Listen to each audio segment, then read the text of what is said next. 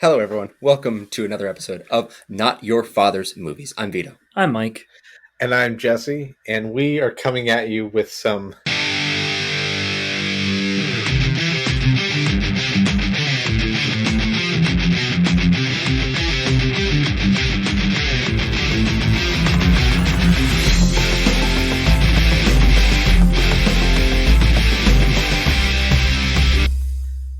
cracking open yet another new series, and it's a very exciting one for us. Yeah.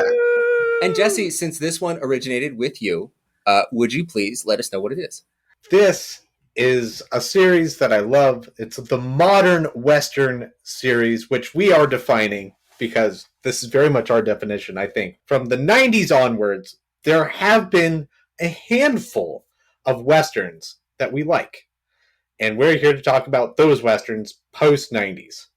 Post-90s. Yeah, because there definitely was a big shift between, we have like the slight rise of Westerns as being very successful in the silent film era, moving into our black and whites. We got the singing cowboy, Roy Rogers. We move into some of the earlier color pictures, John Ford, John Wayne, Jimmy Stewart. Got some Steve McQueen in there, some Yul Brynner. We even got a lot of Clint Eastwood back in the day on the small screen. We got TV shows like Bonanza. We got Rawhide. We got Wanted. We got The Big Valley. You know, Westerns really ran Hollywood for a long time. And somewhere in the late 60s, early 70s, they kind of petered out. They had to move to other countries. You know, specifically, it's where we get like the spaghetti Westerns. But it stopped being viable for Americans to make big budget Western films. We got some like weird outliers in different places, but it wasn't until the 90s where we really began to see this renaissance. I think it really started with Dances with Wolves in 1990, which of course, you know, wins Best Picture, and everyone's on fire for Kevin Costner doing this again. But what that signaled, though, was a different kind of Western than what we were used to. This wasn't Western as propaganda, almost propaganda for the American ideal of our dream. This wasn't even like an examination of settlers or relations between settlers and indigenous peoples. Like, a lot of this was really about reckoning with ourselves and our past. And the Western seemed a really good vehicle to do that. But there were very few of them. And the ones that came out were usually very good or were very forgotten. So like in this series, you will not see us covering stuff like The Quick and the Dead. You know, we're not going to do Appaloosa. We're not doing Open Range. We're not doing some of these other ones that, you know, you might know because like Viggo Mortensen's in some of them. You know, we're actually going to be covering Unforgiven. We're going to be doing 3:10 to Yuma, and we're going to be doing True Grit. And we're doing these because between these three movies, I think that we see a good encapsulation of what the post-90s Western looks like and sort of what it means to us as fathers growing up, us as kids growing up, you know, men, and also for what it means for us when we pass the Western on to our kids. Because while we do have our deep roots in the classics of old, these are the new modern, dare I say, classics that we have to work with now that we would, you know, like to discuss them being in the dad canon. Yeah. And of course, I'm still going to show my kids older John Wayne movies because I'm attached to John Wayne movies like we talked about before. And I'm going to show them No Name trilogy eventually. Sure. Yeah. Eventually.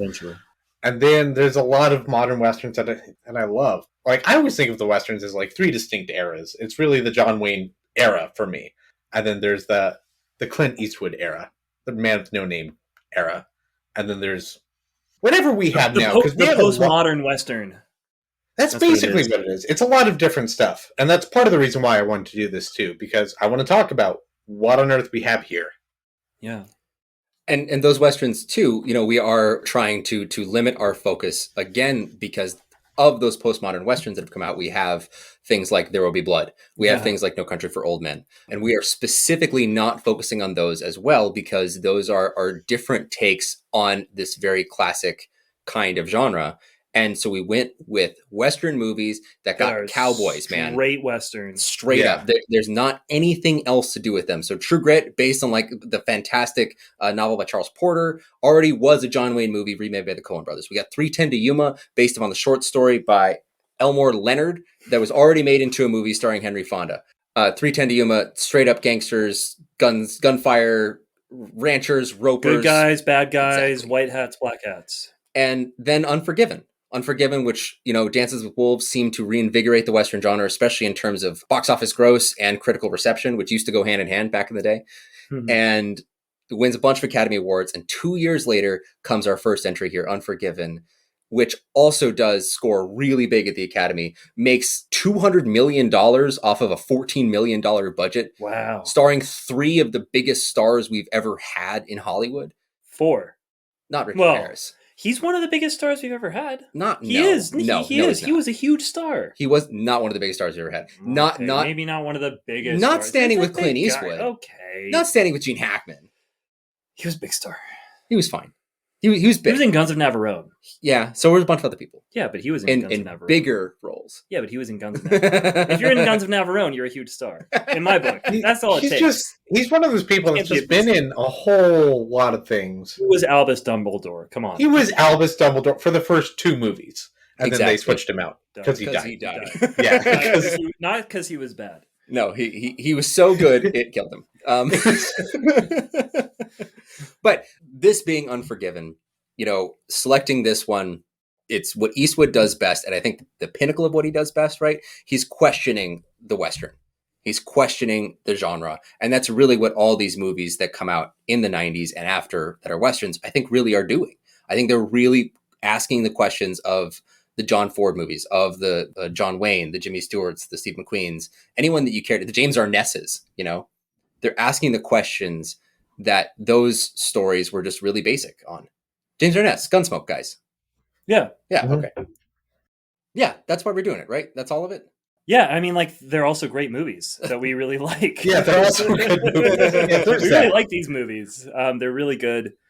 It's interesting to think about them. I don't know, this is totally jumping into an entire discussion, but I'll note it's interesting to think of them alongside There Will Be Blood or No Country for Old Men, because those are considered Westerns, or they're put into that category of postmodern Western, but they're very different. They're not about cowboys in the, whatever the specific time period is after the Civil War and before the turn of the century, probably. Yeah. But they are still plumbing similar depths. Yeah. Maybe. They're still inquiring about America and about masculine identity, right? Yeah. They're still doing that. I think No Country and There Will Be Blood, they're both missing the tropes, though. Cowboys and did they really have gunslingers in No Country? There's gunfire, but I couldn't call anyone slinging, Yeah, they're not really slinging. They have the air pressurizer. I really want to have this conversation because I have so many thoughts about it. But I also have a lot of thoughts about Unforgiven. That's true. Well, maybe we should move in that. Yeah, maybe we should move in that way. I think I will just say one of the reasons why we're not doing it, because we both like those. We all like those movies. Yeah. But we're not doing it in this series because if you say Western, I don't think that's the first thing your mind turns to. You're going to think of cowboys and saddles with guns. And those are the movies that we've chosen. I think about 6-shooters. I think about 10-gallon hats. I think about dust, long coats, belt buckles. I think about all that rough and tumble stuff. Harmonica, guitars, yes, bars, of course, whiskey. Dude, you got to have the saloon with nice swinging doors. I don't even know what they're called. The billiards. Billiards, yeah. Billiards. No, and that's kind of we wanted to, for all of us, Jesse originated this idea and it was a great idea, but what we all wanted to focus on was just these modern ones that we had seen and kind of how that intersected with our childhood experiences of also having known a lot of the classic Westerns and seeing these new ones come out. And we just wanted to have that talk. And to start this, we have Unforgiven. It's from 1992. It starts with this beautiful, beautiful opening text. She was a comely young woman and not without prospects. Therefore, it was heartbreaking to her mother that she would enter into marriage with William Monie, a known thief and murderer, a man of notoriously vicious and intemperate disposition. When she died, it was not at his hands, as her mother might have expected, but of smallpox. That was 1878. Just beautiful. Beautiful. And the opening scene with the gorgeous... We'll talk about it later. It's a beautiful scene. I know you're saving up. I know you're saving up. We can talk about it now. Stoke that excitement. But Unforgiven was nominated for 9 Oscars, winning Best Picture, Best Director, Supporting Actor for Gene Hackman, Film Editing, and losing Best Actor for Clint Eastwood, Best Screenplay for David Webb Peoples, Art Direction, Cinematography, and Sound. So it was produced and directed by Clint Eastwood. This is the guy. If you're talking about Westerns and you're not talking about John Wayne, you're talking about Clint Eastwood, right? Yeah. Just a singular brand almost upon the Westerns from 1960 to 1990. Yeah. Really amazing. Yeah, John Wayne is obviously the king, the Duke, but Clint Eastwood has to... The duck. Not the duck. Oh, man. But Clint Eastwood is clearly like the prince, I guess, of the West, right? And I think he's made that... Dude, this dude's career is so amazing because, like, obviously he's a staple of, like, the Westerns, but then everything he does afterwards, dude, he's so prolific. Yeah. They call him, I think they call him like 3-take Clint, because when he directs movies, he rarely goes more than 3 to 5 takes. Really? He'll just book it because he wants to be done by like 2 p.m. So awesome. He wants to be in and out and finished and done and goodbye, go home. So Spielberg is quoted as saying that, like, if you're on your 3rd take with Eastwood, something's wrong, and all the actors are at their absolute best because they know they should not be doing their 3rd take. Wow. Yep. Just get in and get it done, man. You know, don't mess around. Yeah. Also, he was sainted, I think, very, very well canonized as the Spirit of the West when Timothy Olyphant portrayed Clint Eastwood in the 2011 animated film Rango, where he was named the Spirit of the West. He was golfing while wearing a poncho and a hat and the cowboy hat, and then gets in to drive away his golf cart, which is full of Oscars. He's the Spirit of the West. He's the Spirit of the West. I feel like he picks up where the Duke can't follow. Famously, after making High Plains Drifter, Eastwood wrote John Wayne asking if he wanted to make a movie. The Duke was furious at High Plains Drifter's revisionist portrayals of the West and its explicit violence. Eastwood did not respond to his criticisms, and they did not make a movie together. Which, honestly, after watching High Plains Drifter, which is one of the more upsetting, brutal, violent, and almost nihilistic of Eastwood's Westerns, like, kind of makes sense. That is not a good time. I did not have a good time watching it. Yeah. But after that, he also directs The Outlaw Josie Wales, Pale Rider, Heartbreak Ridge, The Bridges of Madison County, Unforgiven, for which he wins Best Picture and Best Director, nominated Best Actor again. And sorry, real quick, between those times, right before Unforgiven, he was mayor. So before he directs Unforgiven, from 86 to 88, he was mayor of Carmel by the Sea, which has a population of around 3,000 people. It's in Monterey County, California. And yeah, one of the most beautiful places in the world. Absolutely is. I spent a long weekend there. Actually, after the death of my father, right after his death, I spent a long weekend up there, just me and my wife. It was a really beautiful time. It's a gorgeous town. Yeah. I love it. It's weird to imagine Clint Eastwood walking down the street, being mayor of this little, like, very rich, but also very fishing heavy town.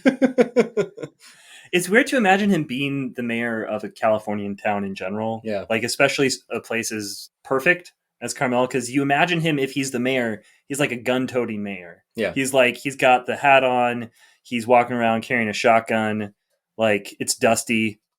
Mm-hmm. It's not Carmel. Not Carmel at all. Carmel is like cold and wet. Yeah. It's like pretty trees and grass. Yeah. Great cliffs. Great cliffs. There's water there. But he also has a reputation of being like a super chill dude. Yeah. By which I think you mean ladies' man. Say more about that, Vito. He will not, according to my research, which at best could be classed as mediocre, will not identify the number of children he has. Because a lot of them keep coming out of the woodwork all the time. Yeah. On Wikipedia, under children, it says at least 8. Yes.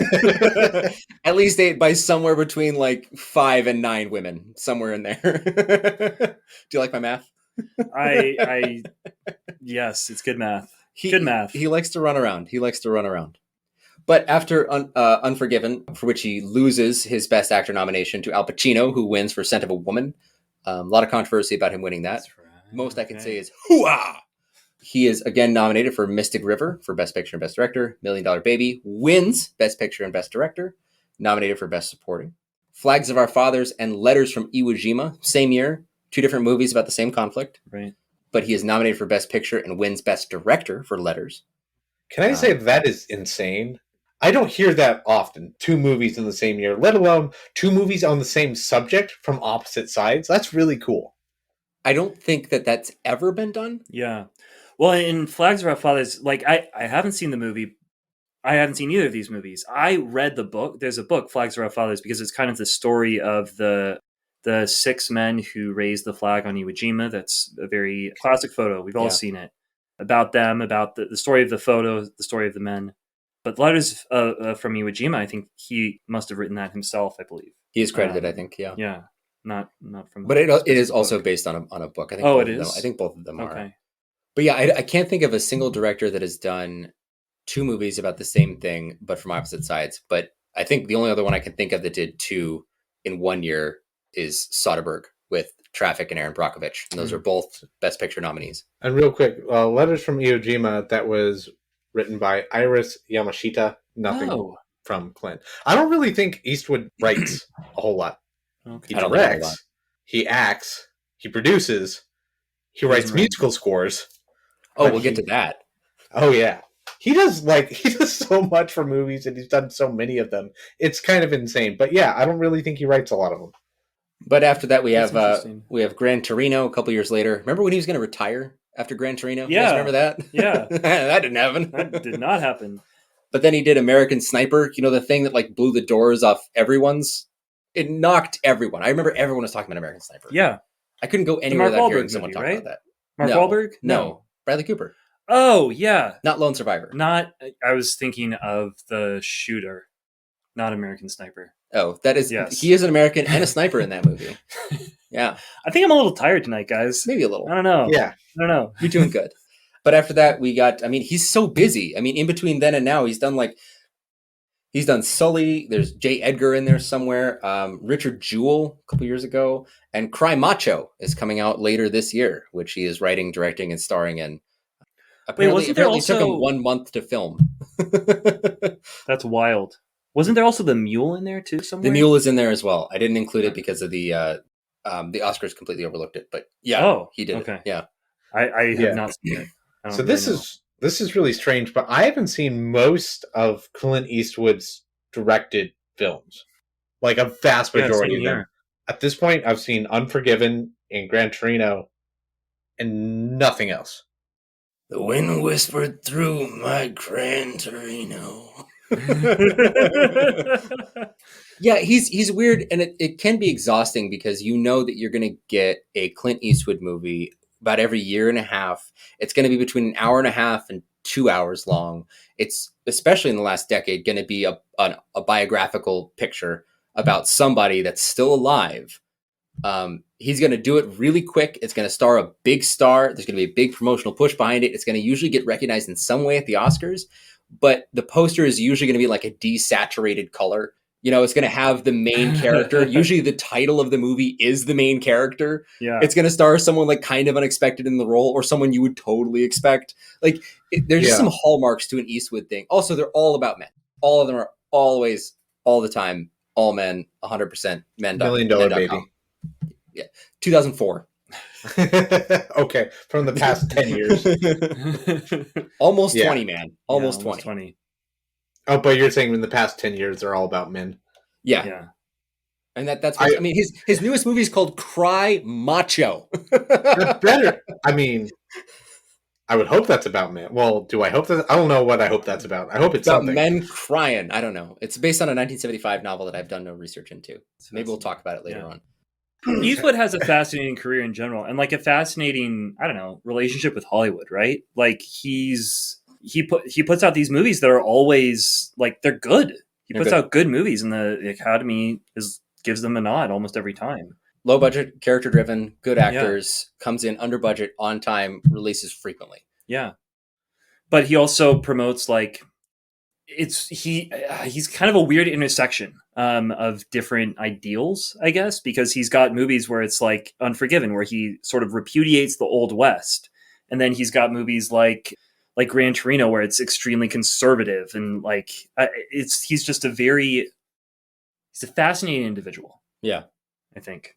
Yeah, cantankerous, weirdly progressive sometimes. Yeah, and also like strangely conservative in other times, and it's like kind of confusing. You don't know like where the bead is. Yeah. I guess that's it. Yeah, I think that's a good way to put it. Maybe that's almost why I'm not really ever interested in a Clint Eastwood movie, because I never know what I'm going to get. Yeah. The only thing you do know is that he's going to be cantankerous as all hell. That's usually all I know.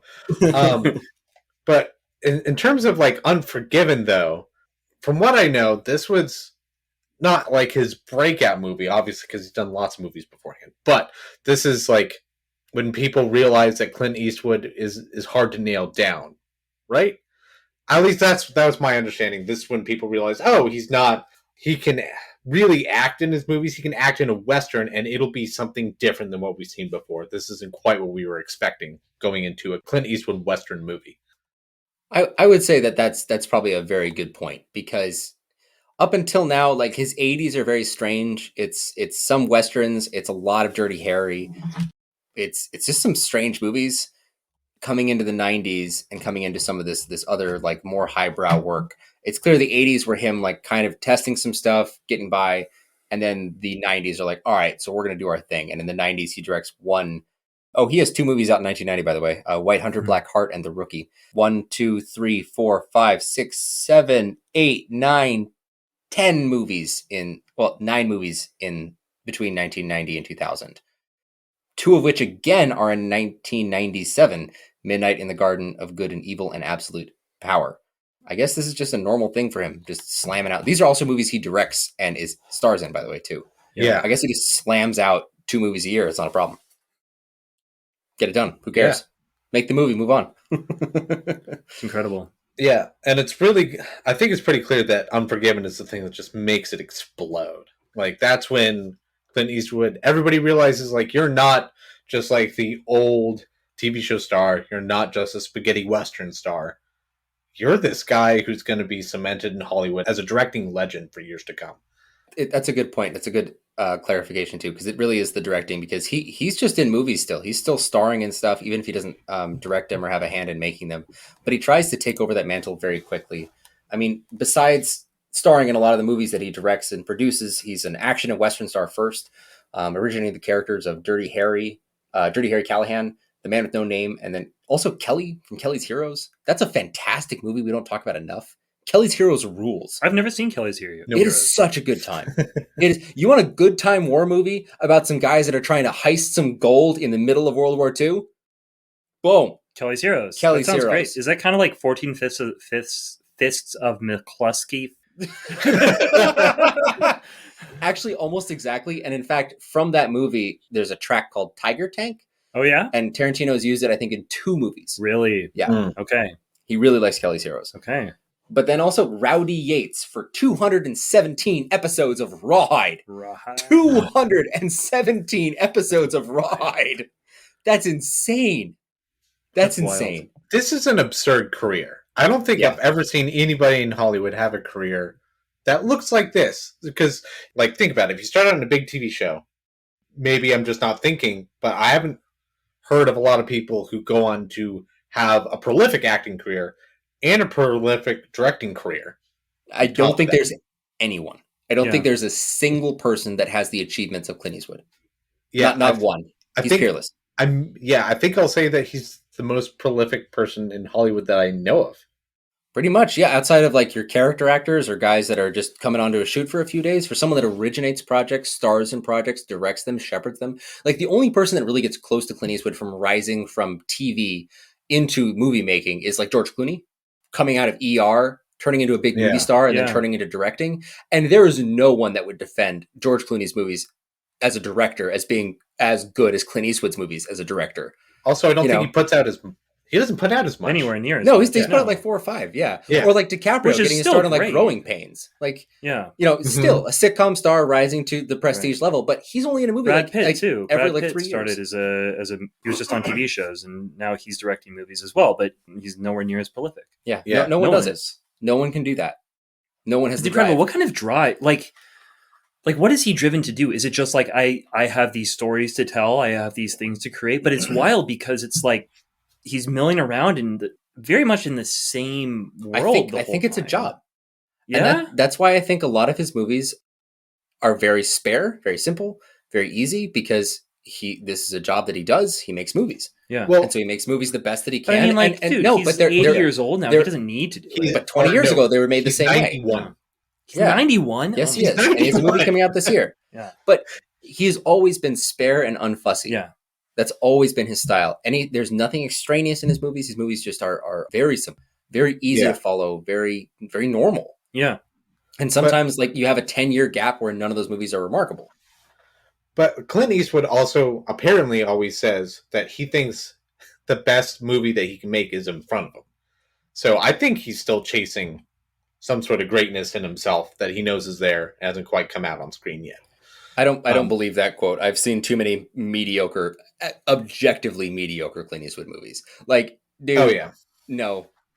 You did not think this is the best movie. You did not. It may be Have you that seen he's making Hereafter? a movie No. just to make it. I mean, it feels almost like he's just movie making is his sort of way of just like getting rid of whatever's going on in his head. He's like, I got to make a movie to deal with whatever's going on in my life. Like Maybe. it's just like what he does on the side. I don't even know. You know? I don't even know if it's that personal, because his I mean, like- projects are so random. Also, It's like we're- fiddling with a toy, you know? Like when you're bothered or Hmm. distracted. It's like his form of distraction so he can work out what's going on in his head. that I can you know? see. So apparently what he does for his style of directing is he'll like envision a scene, but specifically like camera angles, lighting, stuff like that. But when it comes to like what happens on screen with the actors, he just lets them do their job. So that's why he doesn't do more than 2 or 3 takes, because like he just wants to see what they come up with this script, with this vision that he has. He wants them to do their job, and that style seems to be wildly unpredictable, if you ask me. Yeah. It is. Yeah. It's Yeah. it's very much trusting that the people you're going to work with are going to do their jobs, which is why he so frequently works with the same people over and over again. Mhm. That's why he's done at least 2 movies with Matt Damon, at least 2 movies with Morgan Freeman. He returns to these same people over and over. I mean, he worked with the cinematographer from Unforgiven for more than 7 movies. His name is Jack N. Green, nominated for an Oscar for this movie. He worked with Eastwood more than 5 times, but has also done other work like Twister, Girl Interrupted, Secondhand Lions, 40-Year-Old Virgin, and Serenity, which is just a very strange catalog. He also did the 2014 Left Behind movie with Nick Cage. It's his last credit as a cinematographer. Huh. I don't know what he's doing, but he worked with Eastwood over and over and over again in the 90s. And I think that he just, like Jim Cummings. Like, Jim Cummings is almost like trying to be a modern day Clint Eastwood. You know, Wolf of Snow Hollow. Yeah. Wolf of Snow He just Hollow. like has the same people that he wants to surround himself with. Yeah. Like, make a team, get the team on board, get it done, move on. People who can understand his creative direction. Yeah. Are on board with his own mind. Extensions of his own mind, almost. Mhm. You know, when we tackle these big movies from big directors, the first one, we try and hit all the really technical stuff, you know? Yeah. We try and name all the stuff, try and name all the things they've touched, try and name their collaborators and who they're working with. And then we let it sit. And when we come back around to them, we'll have done that work already. And we can have a little bit more of a discussion about it. But this isn't Edgar Wright, who's made, 7 movies? This is Clint Eastwood, who has made God only knows how many. About 50 as a director. Yeah. Yeah. And as an actor... Yeah. A lot. Yep. Yeah. But we got to let him lie. Clint, we'll return to you with Cry Macho. We'll see what we all think of that at the end of the year. Oh, just in closing, he's been nominated for 11 Academy Awards in total, winning 4. Okay. Very quickly, this movie is written by David Webb Peoples, known for Blade Runner and 12 Monkeys. I don't know if anyone likes Lady Hawk or Leviathan. Anyone seen that? I have no idea what these are. Okay. No? Nope. All right, moving on. Let us know if you're a Lady Hawk. Lady Hawk? Lady Hawk. With an E at the end. Lady Hawk with an E at the end. It's got Or Matthew Leviathan. Broderick in it. Oh, yeah? Yeah. Saw it when I was a kid. It's pretty good. I'll add it to the list. Don't.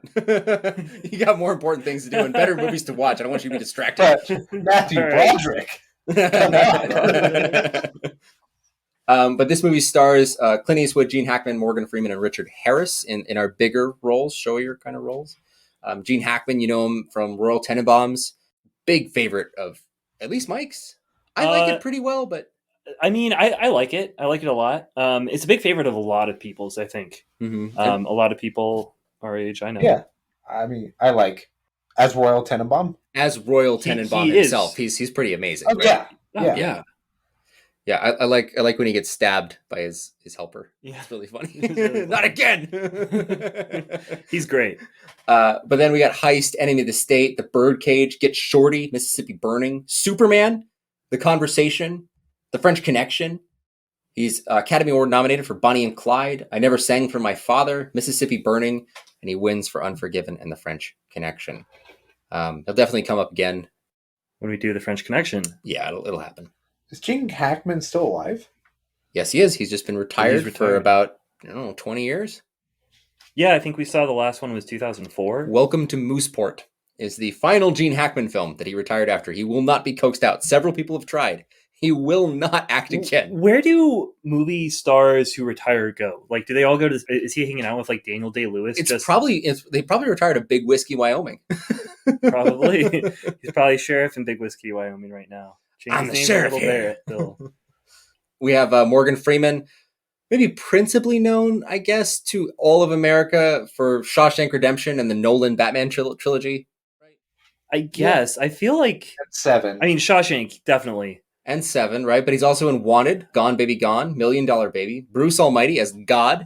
Did you forget that? He plays God. I remembered that. He's literally God. But also Glory and Driving Miss Daisy, which wins Best Also, Picture. Some of All Fears. Also Some of All which is- Fears. I don't know why With I Ben care about Affleck. that movie, but it's just like it's Wait, stuck what in movie? here. What movie is that again? That's a 90s movie, right? It's a Jack Ryan movie. It's It the came one with out in Ben like Affleck. 2000 or 2001. I just remember like I saw the like in Blockbuster. I saw that the so box much. so many times, and I wanted to see it so Because badly. I wanted to know what the Sum of All it's Fears half was. of Ben Affleck's face and like half of Morgan Freeman's face, And and they're there's- squished together, and there's all the missiles. Yeah, there's all the missiles. Which is the sum of all of their fears Yes. together is the missiles. Yeah. Yeah. It's the bouquet of fears. Yeah. Like, I know I've seen that movie, but it got lost in a rush of other Wildly ones. forgettable. Yeah. Yeah. Wildly It forgettable. has no. I don't remember anything about it, but I do remember loving it. And the last guy I want to mention is Richard Harris, father of actor Jared Harris from Man from U.N.C.L.E. He's Moriarty in Sherlock Holmes' Game of Shadows. He's also in Mad Men. He plays the British guy in Mad Men. He I don't does. remember his name. In He Mad does. Men. He's also in Fringe, and he's actually in like most prestige TV shows. Yeah, he plays the British guy in almost everything. He's in Chernobyl. He's Very great. good in Chernobyl. Oh, Really yeah. good. Yeah. But Richard Harris, he's the OG Albus, as we talked about in Sorcerer's Stone and Chamber of Secrets. Also Gladiator is Marcus Aurelius. He's incredible. I'm pretty sure Mhm. he is the reason why tech is into Stoicism. So glad that Wait, you also what? made that face. Could you explain, Mike? No, it's funny. I don't know if it was funny to begin with. Clearly, no, because okay, Marcus Aurelius, he wrote like about Stoicism, and he was incredible as Marcus Aurelius. Okay, let's just get rid of that. I will not. Because you No, made that but- joke twice to me in 1 hour. We're Jesse keeping wasn't it. here the first time, Thank you. Yeah, he made that joke to me, and I also was like, huh.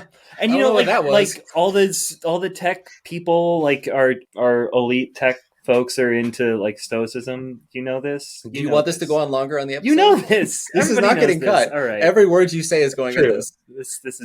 This is. I'm not. I refuse to I be don't know. embarrassed. This is a classic dad moment in a lot of ways, so it has to This stay. is just because you guys don't know as much as I do. You know He was what? great as Marcus Aurelius. I didn't realize that this was Richard Harris until I was watching Unforgiven again the other night, and I was like looking up his IMDb. I was like, oh my gosh, of course, yeah, he was great. Loved him. Hey, Jesse, do you want to guess what the social promotion is going to be the week that Unforgiven comes out? It's going to be all about Marcus Aurelius, tech, and Stoicism. I promise you. That's all it's going to be. Oh man, that Hey, so is, I watched Unforgiven. By the way, did you know my co-hosts Stoicism. are dolts? Who's the trog? Me and Jesse. We're the trogs. Call them the silicone So- stoicis. Is that what they're so called? Marcus Stoic- Aurelius, he Stoics. was a famous Yeah. Stoic. Like that, he wrote the book on Stoicism after Right. Epictetus. You guys, I know that because you just told Okay. me.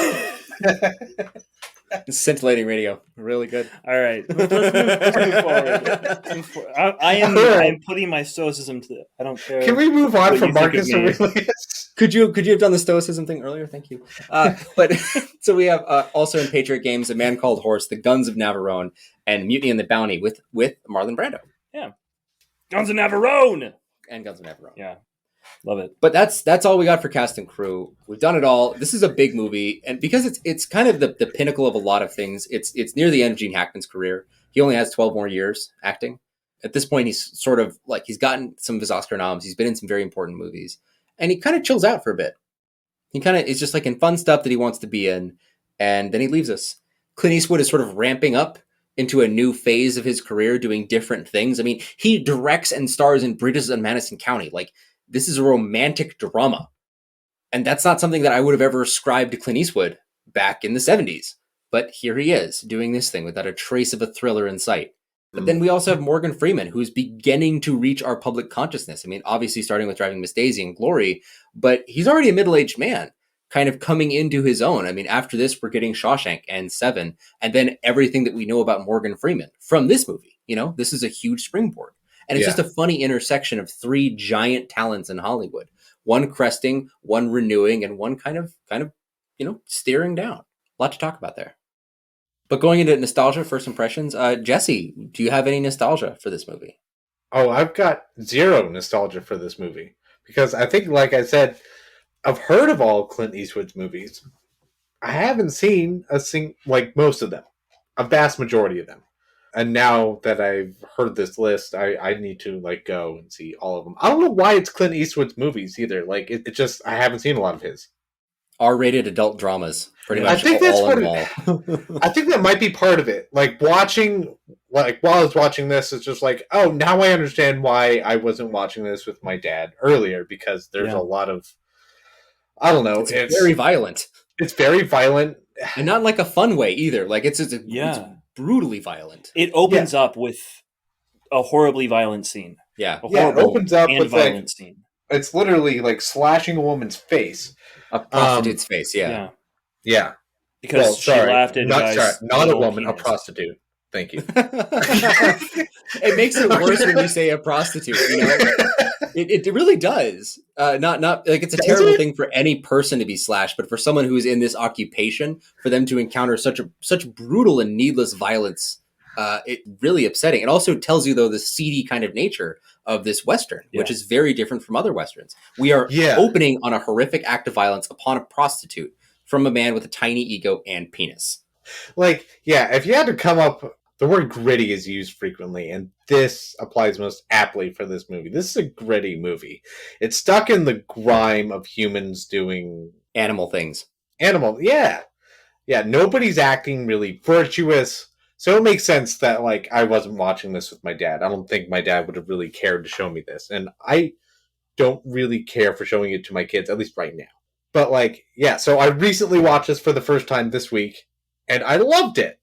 This is exactly what I look for in a Western. It reminded me why I like modern Westerns, because older Westerns are just much harder to relate to, because a lot of times I really want to know older Westerns were more connected with the Wild West in some ways, right? Because their fathers could tell them stories or whatever. But now I'm so far away from that. I want to know what it's like to live there, and all their conversation in this movie is about I don't know, just living in the Old West, having being annoyed that there's a storm about to come.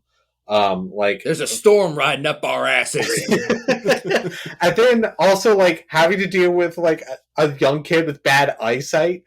It's funny that a gunslinger with bad eyesight. The Schofield kid has bad eyesight. I wonder where he got that name. That would have had to happen in tons of people in the Old West, because I wear glasses, so I assume other people are like that too, and it's so great. Finally, this is happening. It comes across as way more relatable, and also one of my favorite bits of dialogue. It's the sheriff's deputies are all getting ready for the shootout or whatever. And, the one-armed man comes in and he starts emptying out his gun and reloading it. The other guy's I just loaded it for you. Like, why are you doing this? It's like it's so petty and so you got 3 pistols but only 1 arm. Like, it's this kind of funny banter. It's banter that I would actually really have in this time period. It comes across as very real. And then, of course, there's this commentary on violence, especially with like Clint Eastwood violence that I really enjoyed, and it's very thought-provoking. And it's awesomely acted. The dialogue is great, and then that ending scene is amazing. I really like this movie. This movie's great. Maybe just looping it in, since you already mentioned it in your answer. Maybe when/will you show this to your kids if it's easy to come by your answer? Oh, that has to be like late teenage years. And this is one where I really have to show John Wayne movies and Clint Eastwood movies beforehand. If you want to get the full impact of this and really understand what it's doing, I think you really need that. And to have that similar to our Man Who Shot Liberty Valance conversation. Yeah, this would be, so I would say like watching John Wayne movies and then ending with The Man Who Shot Liberty Valance, and then, Westerns could probably be watched chronologically. That seems to be the best way to do it, yeah. Like in the way that they were made and presented to people, because it almost seems like Westerns are always, they're an answer to the past. And that's really cool. So it'll probably take years to build up to this. I would show like Roy Rogers movies to my 3-year-old right now. Yeah. Incredibly Incredibly inoffensive and nice. Or Gene Autry or whatever. Oh yeah. Crap, what black and white movie did we do recently? Did we do a black and white movie recently? Big Sleep? Yeah, I actually put that on for my kids because anything from that era, I'm just like, all right, they could watch. Yeah, whatever, it's on. Like, who cares? Yeah, they won't You're not gonna get any innuendos. They're gonna fall asleep. Dad's watching a boring black and white movie again. I can't wait to show them all the generic John Wayne ones. Anyway, but Mike, how about you and nostalgia for Unforgiven? Yeah, I'm trying to remember. I think I saw this in college, and this was one of the movies that was on like a drive that got passed around, Oh, yeah. I decided to skip class one afternoon, and I was like, I'm going to watch a movie. I haven't watched a movie in the afternoon in a couple days, skipping class. Man, the sweet smell of skipping class and watching a movie alone. Yeah. Oh, damn, I miss those days. It was so good. And so I put it on, and I was not expecting to be changed by it. I was not expecting. So 2 hours later, however long this is, like it comes to dinner time, and I just like the movie ends. I don't know how to talk to people at this point, so I just remember putting it down, walking to get dinner, walking back to my room. I don't know, probably sophomore year, 2011. Yeah, 2011-ish. That's interesting because I just wanted to interrupt yours because in my freshman year of 2011, it was October. Huh.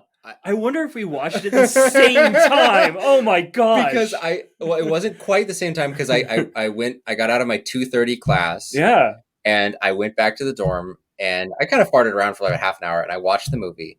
And because it was October, around 5:00, it started getting dark. And I remember walking outside and not knowing how to talk and not knowing what to say to people. I just felt something like very deep. I'm That's 18 wild. years old. Yeah. I don't know you very well. I don't know you either, Jesse. You guys are both ahead of me. Yeah. But I remember getting dinner in silence and taking it back to my room and eating it there in silence because I didn't know what to do with myself and all the thoughts and feelings I was having. Yeah. That's incredible. Wow. Are you remembering that you did this too on the same day? If only. No. It's hitting you guys really hard though. Like maybe it's because I'm older than like literally 10 years older than when you guys watched it. It didn't hit as hard. Like I understand these concepts. It felt like kind of familiar, but also like just done really, really well in a way that I haven't quite seen before. But like not shocking to the system. Did it shock you guys? Absolutely. It was shocking to me. Yeah. And I think I was probably 20. Yeah. When I saw it, and I hadn't seen a Western in forever. It's been, several years since I saw something that was this, I don't know, dark, just dark. It's so bleak you know, and Yeah. and Yeah. harsh. And I was gentle and expecting what I was expecting, what I was trying to turn on was like a fun Western. I wanted 310 to Like, Yuma. yeah, pretty much. You know, I just wanted like some shooties, some bang bang, Yeah. and like there's some like a brief moral conflict. I get to root for the hero. The bad guy's cool. Yeah. But Unforgiven is like the bad guy is the most protagonist. evil. Yeah. Well, like the sheriff, Little Bill Daggett is one of the most evil, most hateable character. I hate that guy so much. Yeah. And William Money, like I like him because he's the protagonist, but man, what a Boy, sad is he not a sack, good you know, guy. and what terrible shit he's done. Yeah. But I mean, I'm from the American West. I'm actually from Wyoming, and I've seen a lot of these classics, and it was just funny coming to California, going to school, and seeing things that I really recognize, not just landscapes, but also people types, archetypes of people I kind of recognized, and seeing them in this way, in this realistic way, and the sadness that kind of came from that too, the lives lost in both to gunfire and also to the choices that you made. How hard it is to kind of find yourself in the aftermath of evil decisions. Yeah. Really striking. Yeah. Yeah, and then like going to dinner with like 500 other or 300 other people is like not it's not what you want to do. All in late teens, early 20s. Yeah, and you're just like you like sit down at the table and you're like people are like, "Hey, how you doing, Mike? Didn't see you at class. You doing okay?" I watched Unforgiven. No, I just said no, I'm not. I just like ate my food and left. Yeah. You know, I was not okay. Yeah, wow. I really want to be able to say I want to show this to my kids, but I can't. I don't think so. I mean, it just like I sat down and I was like all ready to watch this movie because I haven't seen it since the first time I saw it, and I just loved it. And I was like, oh man, I can't wait till like my kids get older, until I have a son and he's able to watch it with me. And then it opens and there's a guy having sex with a prostitute, and a dude then cuts up another prostitute, and the sheriff walks in and he does not seek vengeance on these bad people. No. He doesn't seek the correct recompense. Not vengeance. It's not even he doesn't justice. seek anything. He doesn't seek justice. Give some ponies. Find some ponies next spring. Yeah. And it's shocking. Yeah. I mean, like, we can go into that a little bit, but like, it's shocking. The first like 10 minutes of this movie are just a shock to the system. Yeah. After the beautiful opening too, it opens beautifully with the opening crawl or whatever. Yeah. And then just a the picture shock of him system. Like digging the grave for his wife. Yeah. You know, against the morning. Yeah. Mm-hmm. And so like I kind of had a similar experience this time around, just like shocked by how horrible it was. But then, you know, I remembered like, oh yeah, this is super gritty. It's gritty, man. Very real. Yeah. So I don't think I'm going to show it to them. I think I'm actually not going to show it to them unless they haven't seen it by their 20s or something. I could see that. I don't feel like I could, like, I've got 2 girls, you know, I don't feel like I could put this on for them when they're 18 or. Yeah. And Jesse, with you having a current young son, my wife watched the movie with me and she mentioned that she did respect it. She didn't like it very much. But she said, I really feel like that's a dude movie, by which I don't think that she meant to just say like, that's only for men. Yeah. It is kind of a dude hang because a lot of the emotions that are displayed are very familiar to me, looking at a man's face and the situation that he's in and all that. But I can see how that's kind of off-putting if you are not actually a man. Like if you haven't gone through similar experiences as these characters that would shape you in this way. You having a son, would you show this to your son? Well, just hearing what Mike was saying, and I think we've talked about this before, you know, I'm just going to say that sometimes when we're talking about movies that are like more revisionist of the genre, this has kind of come up before, like when doing The Man Who Shot Liberty Valance-ish, or even Spider-Man Into the Spider-Verse. I've always been a little hesitant because it seems like they're not quite gelling with what you normally expect, and they're throwing monkey wrenches into everything. It is harder to like really want to show your kid that because you're like, well, no, you need to be grounded first in what the genre is before you can subvert the idea.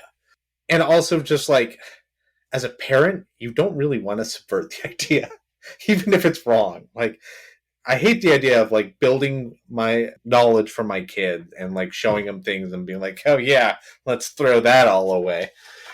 instinctively, I don't really want to show it to them because of that. But I think it's a good movie in and of itself. And I think my son, he's 2 now, so who knows what he's going to be like. But just seeing what he's like now and how much easier it is to show him things, even than my daughter, who's 5, like he's just able to handle action way better. He's not scared as much. He craves it, whether it's in book form or movie form. He always like wants that sort of story. So yeah, I think I will show it to him because this is more. I think it's like what your wife was saying, Vito. This is more of a man's struggle. This is about a struggle with violence and how cool and necessary it is, and also how terrible it is. And maybe everybody does it, but you shouldn't. Well, it's violence and also your past too. Well, it's interior and exterior violence. Yeah. Right. Yeah.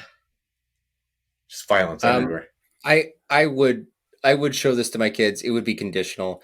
Honestly, like I've kind of copped out a couple times without I show this to my kids. The last couple episodes that we've done, because it's very hard for me. I need to see kind of what my kid is going to be like at this time, if they're going to even be interested in this sort of thing. Yeah. And that's really hard to forecast ahead because my daughter is very eager and game for anything, which actually makes me more worried because of how she doesn't seem to have many limits as to what is like upsetting or a problem for her, which makes me realize that I am actually going to have to be the arbiter for that, as opposed to like maybe your daughter, Jesse, where she is kind of governing that and you need to push her.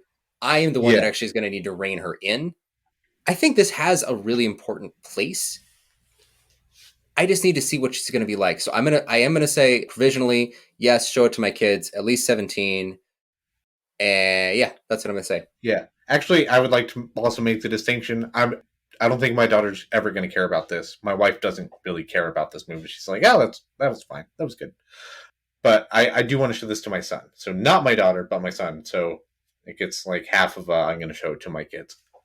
Nice. I mean, Okay. well, I'm coming down straight up. I'm not showing it to them. I do hope that they see it, but I don't think I want to watch this with my daughters. we got to get you back know? in the fold, man. You've been a no for the No, last I don't couple think so. I ones. think I said yes about pretty much everything. Have you? Yeah, I don't think so. I think so. I think you did. You say no last week? Well, I was out last week. Oh, Knives Out. would you have said yes? to Oh Knives Out? yeah, absolutely. Okay, Knives cool. Out for Yeah. sure. Good. Glad that's Yeah. on the By the record. way, Mike, Knives Out for sure. and it's a dad movie. Yeah, oh yeah, Okay, absolutely. good. Oh, Yeah. good. I'm glad. 100%. No, and I was in. I ended up being in on even In the Heights, and I don't know. I can't remember what else we've done recently. I think I've been in on pretty much everything, but I don't think I said I will not show my kids a movie. This one, I will not show this to my kids. Even if I have a son, I don't think I'm going to show it to him. I think I want him to see it, but I guess it's something like this. This movie is about. It's about reckoning with trying to reckon with your past, as well as like being forced to act in that way, right? And I think that I don't know. I think that's something that everyone has to deal with when they have kids. At least I know I do. And it's kind of like my kids are going to have to deal with that when they get to my age. And I don't know if I want to, I don't know, experience that with them before they're experiencing it. You know what I mean? Huh. I don't want them Yeah. to see, like I can just imagine, I don't know. I can imagine them, and this is putting it more darkly than I mean it, but like I can picture them turning and being like, "Hey, Dad, do you have stuff that like you wish that you hadn't done?" Like, oh shit! But you know what I mean? Like that's kind of it, and that's what this. That's why I'm like the violence here, the violence towards women here is something that I don't want to experience with my kids. Pretty harsh. It is really harsh. Just the sort of thematic content is something that I think that they need to experience on their own. Yeah, I wonder if like It's not well experienced with me. I grew up and watched Fistful of Dollars, and I watched Good, the Bad, the Ugly with my dad. I watched Kelly's Heroes, freshman orientation at a college. Yeah, He came with me, and we watched it late at night in the lobby. That's where we had Wi-Fi. It was great. One of my best experiences with a movie with my dad. We watched a lot of Clint Eastwood, sort of surrounding Clint Eastwood. But the big hallmarks beyond The Man with No Name, like Dirty Harry or this or New Period Eastwood, no. The answer was no, because I think that's a very private kind of thing. And I totally get that response. And I think that we're all just going to find our way with it and Yeah. find out what works for us and what we want to do. Yeah. But I like both your positions, and I'm happy with where we're at. Cool. I guess that like it's funny that Mike you're talking about how you don't want to be there for that, but like I really do. Like with a lot of these movies, I think it's going to be like really awkward, especially like big impactful ones. Like it could provoke awkward conversations. Although personally, like watching movies like this with my dad, I don't think I ever had that, because usually if it was a big like life-changing movie, like I was so shook up that personally what I did is I internalized things, so I would like not really talk about that. And then we would talk like more surfacey about the movie, but not really diving deep into it. But through just talking about a movie at all, it helps you process it. So that was how like I grew up watching movies with my parents, and that's how I would hope to approach movies with my kids, and I hope they would also approach it. Like we can watch a movie like this, and then we can talk about how good Clint Eastwood's role is, or how good of an actor Morgan Freeman is, and some of the lines in here, and then like leave it to them to internalize, because I don't think all of it has to be like me pounding out all the meaning of this movie with them. I think that's fair. I don't mean to say like I don't want to, talk through like, reconciling with your past and that sort of stuff with my kids. I like if they haven't watched it by their early 20s, I want to try to goad them into to watching this movie, but not before. So it'll get the dad recommend. Yeah. Oh. Yeah, it's the dad recommend, but not watch it with my kids. Hey, you should check this movie out if you ever get the chance to. You want to watch it with me? Nope. Absolutely not. You're going to have to deal with that shit all by yourself. So actually that leads me into our next segment here. Talking about pitching this movie. Okay, this is a hard movie to pitch. This is hard. Okay. And I did say that I would show this to my kids at least by 17. And I guess at that time, I would say something like this. Like, kids, your dad is from a place out west. He had a rough and tumble upbringing. He was raised on a ranch, knows about animals, knows farmers, knows sheriffs. And there's a movie that was kind of had a feeling like what it felt like being back in those old places. And it's not like your John Waynes. It's not like your Jimmy Stewarts. It's not like any white hat that came into town and ran off the bad guy and married the girl. It's not like that at all. It's what happened after all of that, and what happens if you're an old man. You're kind of broken down with regret, but you got this one last chance to do something. You just get a little bit of money, just a little bit of money, What if you had that chance? What would you do? How far would you go? Would you try and recapture that old thing that made you the best in the land, even if it meant like the sort of downfall of your soul? Or would you try and stay clean, stay the line, even if that cleanness kind of meant that you would fail? That's how I pitch it to them. That question, what's important? Is your principles important, or is getting the job done important? Are you flawed? Does the job take precedence over the principles? Where are we at? I don't know. I think this movie tries to talk about it. I don't think it answers it, but I think it tries to talk about it. Yeah. It's kind of an underwhelming pitch. It's like a low pitch, but that's what I got. Yeah. I mean, I don't know if I'd watch it if I was 17 and you pitched me that way. No offense. I don't know if I'm trying to get you to watch it. Yeah. Yeah. Yeah, this is a weird movie to pitch because it's not a blockbuster, but it does have like a 90s blockbuster. I don't know. It feels like a big movie. It does. Even though it's not actually a blockbuster. Well, no, it kind of is. It makes almost $200 million. Ends up being a blockbuster. It doesn't have a blockbuster type of budget, right? Didn't you say $14 million? That's not a blockbuster budget. Yeah. No, that's like a Get Out kind of budget, and Get Out, becomes this huge sensation. Yeah. Right. But it's even a bigger deal because this 1992. Yeah. I guess the way I would pitch this movie is, at this point, my kids have seen the Man with No Name trilogy. So I'd be like, all right, this is Clint Eastwood. He's coming back in the saddle. But he's older. And the character he's playing is older. It's almost like the Man with No Name has grown up, grown old, and it's about whether or not he can still be that kind of guy, that kind of ruthless guy that he was before. And whether or not the guy that saves the town through tons of violence, rides off into the sunset, can live a happy life and can live with himself doing all the things that he's done. And this is Clint Eastwood with his perspective. He's directing it. Like, he's bringing his legacy into this movie.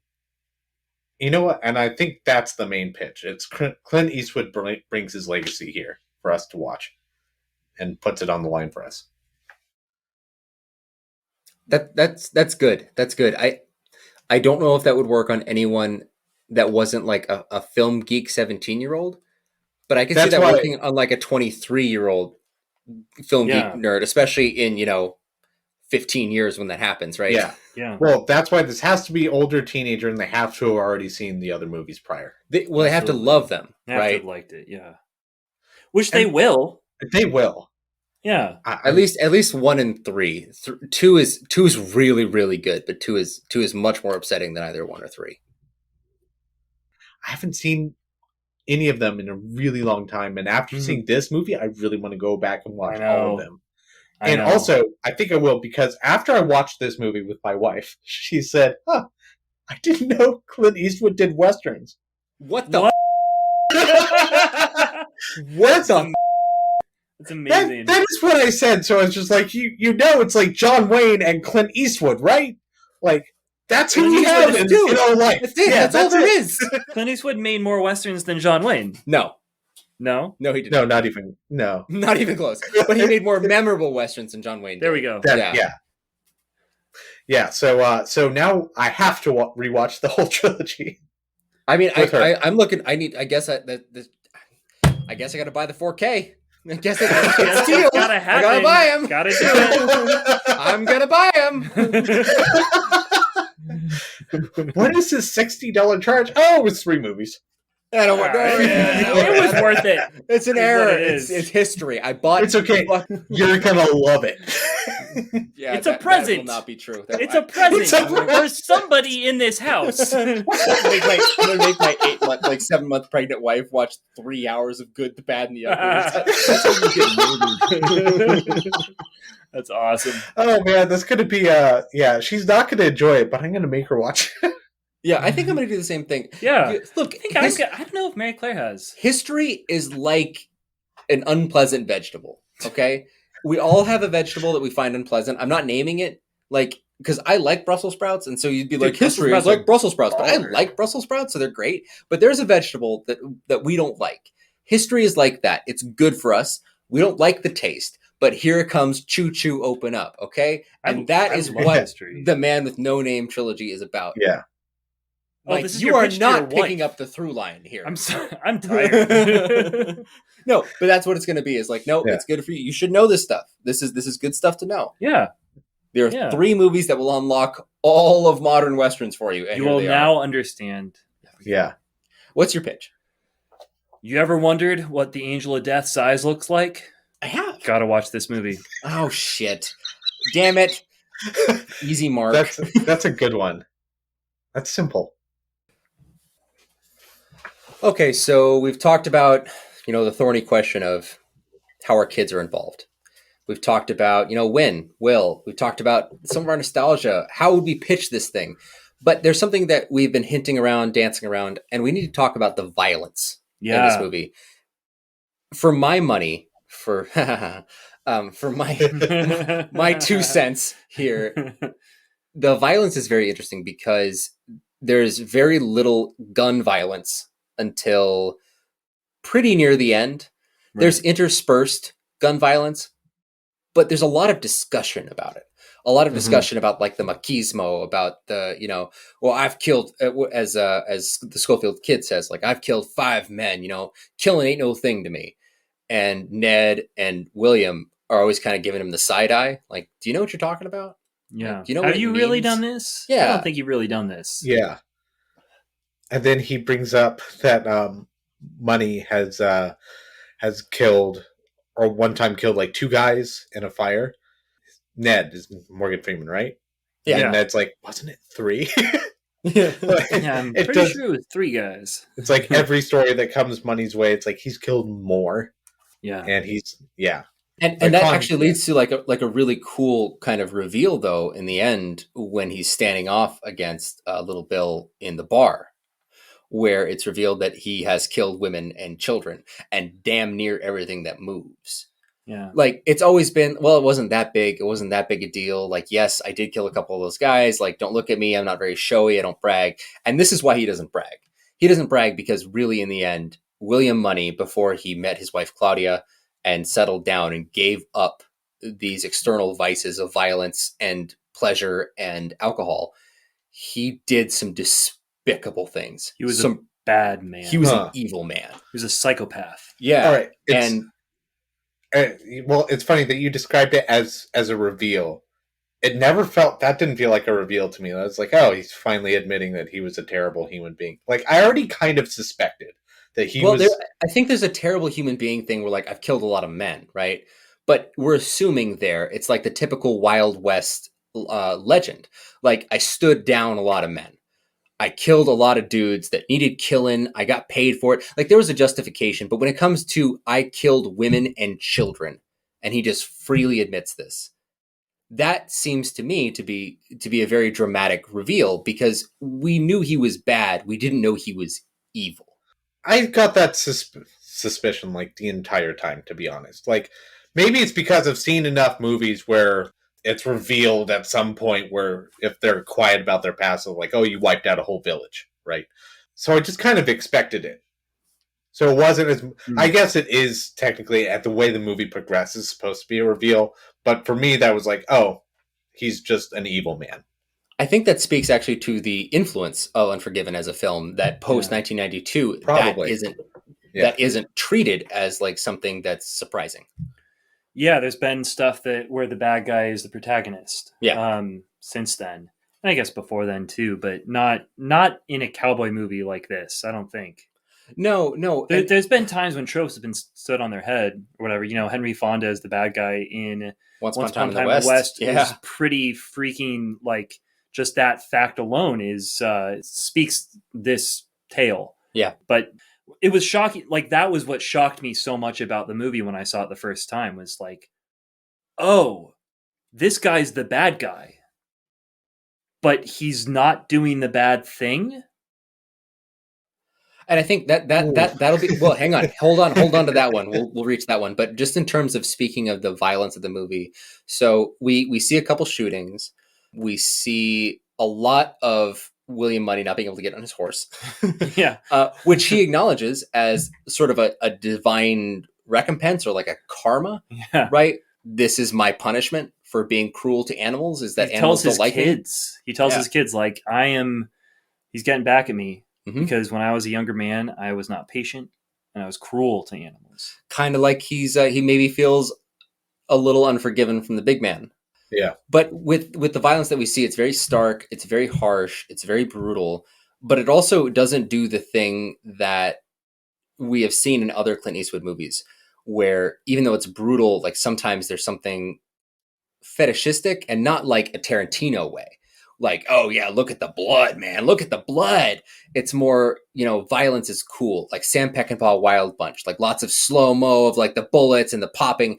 Like, there doesn't seem to be that here. In fact, the final blow that's delivered from William Monie to Little Bill Daggett is off screen. We don't see the kill shot. Yeah. And it seems the violence here that is shown is very efficient. It makes its mark, but like the most brutal things we don't see. We don't see Ned's death, for instance. Right. Yeah, but we do see the guy who gets shot off of his horse, one of the two cowboys. His death is slow and painful and really, really inefficient. Inefficient, but also non-graphic. Yeah. But then the next murder is the one where the dude gets shot, 3 times? You at least see 2 of the shots go into him, and he's sitting on the toilet. But also kind of non-graphic though. Like if you've seen Big Jake with John Wayne from the 1970s, or even The Alamo with John Wayne again. Yeah. These are much more explicitly violent things that show the violence on screen with a more artistic flair, right? Like Big Jake has like shotgun blasts and guys getting like blood pouring, and there's blood in this movie, yeah, of course, but it doesn't seem like the violence is very interesting to the director, to the person shooting the scene. What's important is that the violence is happening, not what it looks like, is my point. Yeah.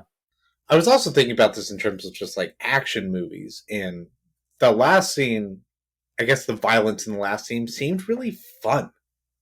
Like, to me, I got like... It was super cool. Like, the last scene just seemed like really cool. And it was funny, like, watching that, because like, that's not what I was expecting. I guess I was expecting like a massacre of some sort, but I thought it was going to be like more brutal, and instead it was kind of fun and cool. And I thought that was weird. That was a weird little touch for me, like with the movie commenting about violence being like really, really bad and evil. Is the violence, the question I had is the violence fun or is it cathartic? For the last scene, I cared about everybody in terms of like a moral scale, like in terms of like what they deserve. I'm going with like what Clint Eastwood had said at one point, which is like the kid says like he had it coming, right? He's like, we all have it coming, kid. And that's what I felt like at the last scene. It's like, yeah, they all deserve to die, I guess. But so that's almost like my point. Like, is it's fun because the whole movie is almost like a big tease. Yeah. You know, you want these guys because they've been opposing our protagonist's interests, and also because, like, I personally did not agree with the way that they were going about their method of serving justice. I wanted them to stop it, and I wanted someone to make them stop it. And here was this man, and he was going to make them stop doing that thing that I didn't like. And when they did that, that felt good to me because it felt like order had been restored because the people who were doing the thing I didn't enjoy were done. And that was the catharsis that I saw, was like I saw the balance of the universe tip back into the scales of something that I recognized and enjoyed. That's what I enjoyed about it. It wasn't fun like 3:10 to Yuma's final fight sequence where, like, you know, the running and the hiding and the shooting and Charlie Prince. I don't want to give away the end of that movie, but like that's a fun sequence. And it's clear James Mangold as the director is having fun shooting it. This doesn't feel fun to me. This feels like this is the grand payoff of the emotions that we have been seeding and teasing you with since the beginning. And you're finally getting to see that William Monie is a gunslinger. He's a badass. Yeah, he is a badass. He's the best. He's the best. He's the only one who's able to keep his head. It's not about being the fastest. It's about being it's the payoff of that scene, like halfway into the movie where they're in the jail. Little Bill says it's not about being the fastest. It's about keeping your head. Absolutely. And that's what he does. And he's the only one that does, even beyond Little Bill. Yeah. Yeah. But I guess the badassery part, right? Him being the badass and coming in and just wiping out everybody, just being the best gunslinger. There's something really thrilling about that. And I think that's the catharsis, though, right? It's because he's been built up. This is the payoff. He's been built up as this guy, and you haven't seen it. He had a fever for 15 minutes, you know? Of the movie, 3 days. Yeah, so 3 days. So I guess I did feel the payoff for seeing him and hearing about all the stories. But again, not for everybody else. At the end of the day, it really feels like it's arbitrary who the protagonist is, almost. Were you happy that everyone got killed? Were you like, oh yeah, finally, like all these deputies are dead, like they've been horrible? Not really. It really feels like somebody else is going to come in, and somebody else who deserves to die is going to take their spot, and there's no real difference. But he's the most best and efficient killer of them all. But beyond the extra textual thing, though, beyond the extra textual nature of the thing, what's in the text? When they died, though, when the team of people that killed Ned and have brought this town under like despotic rule are killed, was that thrilling? Like, was that satisfying? It was satisfying to see Monie being the badass. That is the way it was satisfying for me. So I felt the same way, and I felt like I was stoked that Little Bill was killed, sort of, but then I sort of like my mind rewound sort of what each of these people that have actually, all of them have had some significant screen time. Definitely Little Bill, but also the deputies as well. They give them like some, like the funny, like that. There's a lot of funny stuff in this movie for being such a dark movie. It's wild. It's hilarious. Yeah. But then my mind's rewinding. It's like, you know what? None of these guys were really okay with Little Bill's despotic rule. And even Little Bill, like the things that he's doing, like this is just John Wayne in reality, isn't it? Isn't this John Wayne as a sheriff, except in a more realistic way? Kind of. And I've rooted for that guy. The way it's not, and this is why I say that Evil Bill is evil, is that he gains insane pleasure. Yeah, he's a sadist. From being the meanest and most violent thing he can be. He's right in the strictures that he places on the town, the surrendering of firearms, because the whores have hired a gunslinger to come avenge their wounded one, right? Right. And he's right to be like, okay, this is bad for the town. He's wrong in the fact that this means that this is martial law, mother. And this means that I get to now dictate everything. I am God. And if you cross me, I will make such an example of you. I will humiliate you in every way, and I will do it with a smile. That's why he's evil, is that he uses the force of good and law to pleasure himself. Yeah. I mean, he's sadistic, and that's really wrong. Like, as a sheriff, he's a twisted sheriff, but he's going for some sort of law. So, like, I think he's using law. He's using law to benefit himself. And the benefit there is the pleasure at seeing other people suffer. Yeah, I guess maybe what I think, Jesse, what you're seeing or whatever is, I think I'm seeing it too, is that it's a bit of a gray. He's a bit of a gray character because, he's doing some evil shit. Like he's a sadist. He kills Ned because he just is out of his mind. Yeah, with pleasure over the suffering he's inflicting. But the choices that he's making, it seems like he does want law and order in the town. It seems like he does want to prevent bad things from happening. He certainly says that. He certainly says it often. But he also loves being in charge. He's the ruler, and he loves himself. He's an egotist for sure. Yeah. So he seems to have a few different motives. It seems like there's nothing that gives him more pleasure than not only beating an enemy, but humiliating, disarming them, holding them under many guns, which is always his tactic, and then hurting them so they cannot fight back because of the guns that are on them. And then once they're hurt, then he takes them back to their cells, like English Bob. Then he destroys them in terms of how they view themselves and how others view them. And then when all that's done, when the earth is salted and the ground is leveled, then he lets them go in chains. Yeah, I guess I'm not at all saying that he's not evil. He's evil, but he seems to be a necessary one. Like, in this town, these prostitutes have put up a murder or like a bounty on some cowboys' heads, right? And he's trying to prevent that. So, like, maybe they deserved to die for slashing up the woman's face. I guess you can make that argument, but it seems like he's trying to make sure, or at least he functions as somebody to make sure that sort of stuff doesn't happen. This isn't quite the wild west. I would agree. Yeah. That's his function. That's what he's functionally doing. Yes. Yeah. I think that's all I'm saying. He's evil, but he's functionally operating with the law or enforcing the law, which makes him more evil in my eyes. Because he's using the guise of functionality, the guise of order, the guise of good to exploit the way that he wants to do things, right?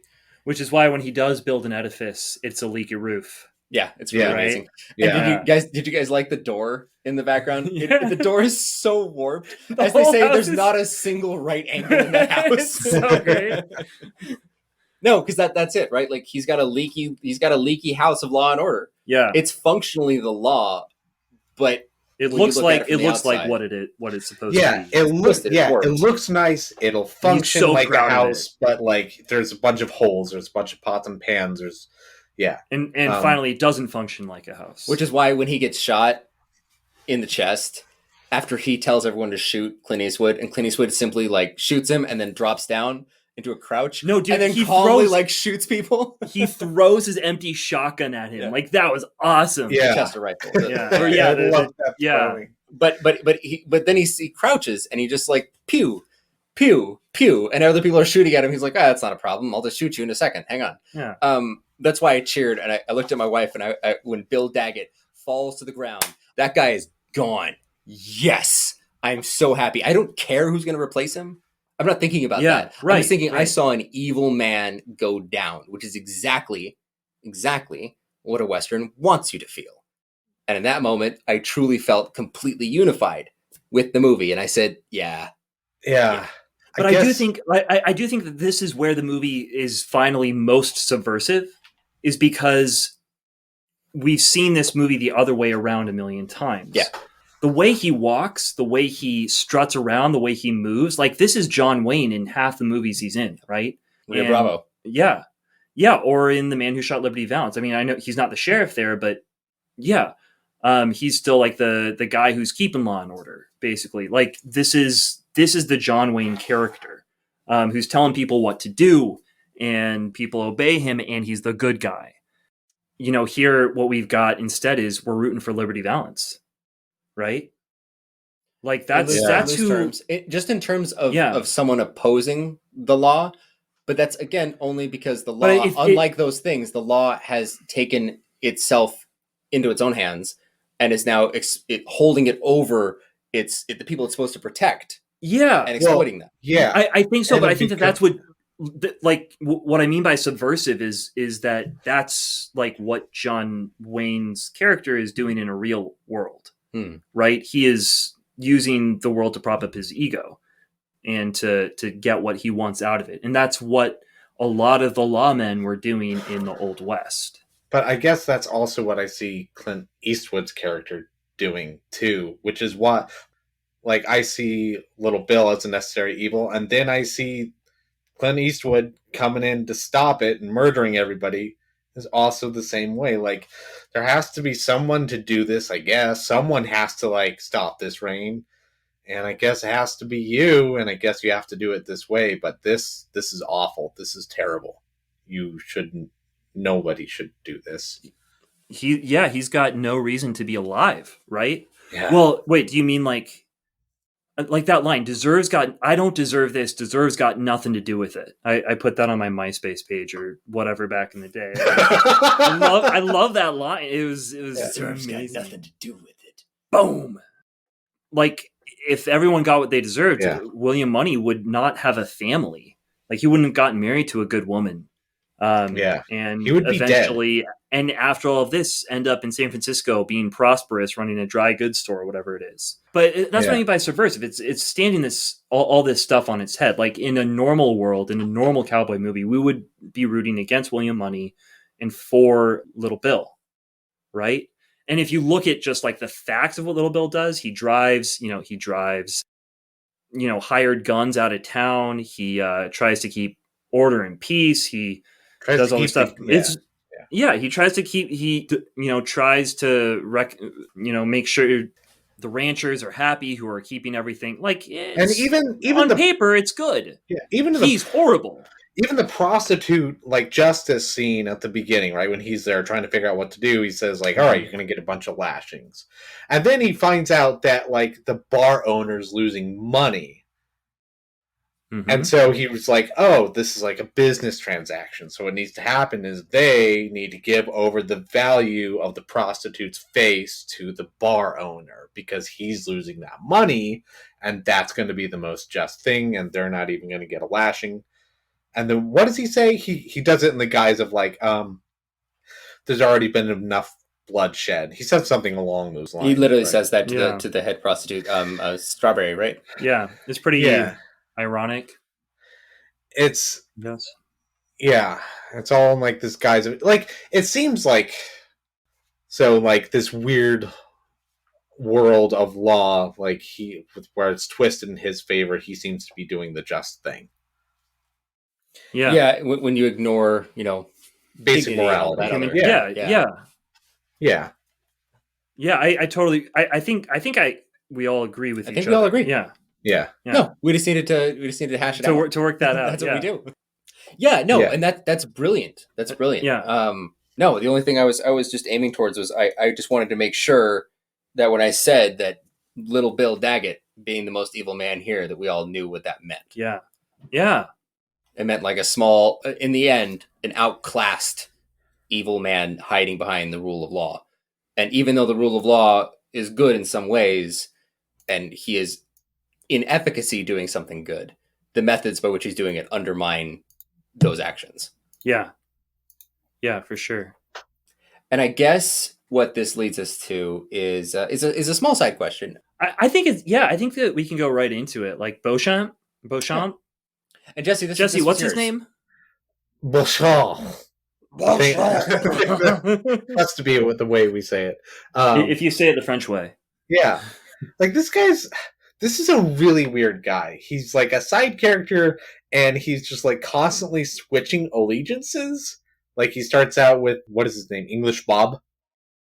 Yeah. He starts out with English Bob. Like I want to start just really funny since we're doing True Grit at the end of this. And there's a big joke there about the original Greaser Bob. And it's funny that he's with the original English Bob. What if there's a Bob in 3:10 to Yuma? I have to watch that now. Like, I hope closely. so. I hope so. Oh, I don't think there is. Damn it! We should have picked our movies better. Why did we have 3 Bobs? But just like side character Bobs. Yeah. Can't be main. Yeah. No, sideshow Bobs. Yeah, Side Bob. like in The Simpsons. The original Sideshow Bobs. So, like, or what is this guy doing? Taking along adventures, and he's supposed to be, like, introducing new ideas to the audience.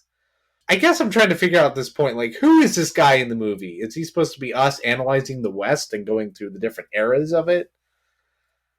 Like the English... Yeah. I actually have a theory about this. So David Webb Peoples, when he writes this, right, he's done Blade Runner before this, which is based on the 200's Dream of Electric Sheep by Phil K. Dick. Amazing sci-fi movie. But it's funny that he gets to do sci-fi and then he jumps right into an original screenplay for a Western that's very much about Clint Eastwood and about the West in particular. And a big thing about the West, if you're going to revise it, if you're going to make a revisionist Western, is that you need to ruin the myth. That is what Clint Eastwood in the movie as William Monie is doing constantly to his own legend, right? Like, no, it wasn't that many people, blah, blah, blah. And it's also what Little Bill Daggett is doing to English Bob through Beauchamp, is this ruining of the mythology. Because with the mythology in the West, if you're a gunslinger, you're anything. You're anything you say you are. You can connect yourself, you can tie yourself to a place, a murder and time, something that's like noteworthy, then you could build yourself a real gunslinger reputation. So that's what he functions as in the movie. But for us as the viewer, it's very important in 1992 for Clint Eastwood, the spirit of the West, to tell us that these are myths and that they're not real. It's very important for him to tear down this idea of the American West and its legends in our minds so that we can receive this movie. And what better way to do that than literally doing that in the text of the film through a character demythologizing people who are literally sitting in front of him. That's how I think he functions. He is supposed to be being taught by the people in this movie, and then therefore through his experience teaching us. Right. Okay, that makes sense. Yeah, I like that. It's interesting. It's interesting, like the way that English Bob and Little Bill and William Monie all relate to him too. The 3 gunslingers, because they're all gunslingers, right? Little Bill was a gunslinger before a New English Bob. Well, Little Bill was the sheriff, right, who had to work the rough and tumble towns in Texas. He had to face down the gunslingers. Was he a sheriff there, or was he? I get the sense that he was always a lawman because they never said he wasn't. Okay, that's all. Yeah. That's very possible. I think either way, like whatever he was also a gunslinger. It was just depending on what side of the law he was, whether he had aligned himself with it. Because English Bob is just like, he's just faking it. Flamboyant is all hell. Yeah, completely faking it. He hasn't killed anybody, outside of the ones he got lucky enough to kill. Like when he drew down on Two Gun Corcoran, right? Yeah. And Two Gun was so fast before he got out of the holster, he fired off and shot off his own toe. Why was he called Two Gun? Yeah. Another reason why I'm not going to watch this with my daughters. Oh, because it's all of, like the penis and yeah, all the penis and like sex jokes. This is definitely a man movie. A man movie. Yeah. He just gets lucky. But Little Bill, it seems like he's got some real clout, or at least Little Bill is skilled. He's got some. Yeah, he's got skill. He's able to English Bob is scared of him. Oh yeah, for sure. Everyone else is scared of him, and it seems like it's not just bluster, and he's not just using the force of the. He's not a little man behind like 7 guns that are being held on somebody. Yeah. Like he's dangerous.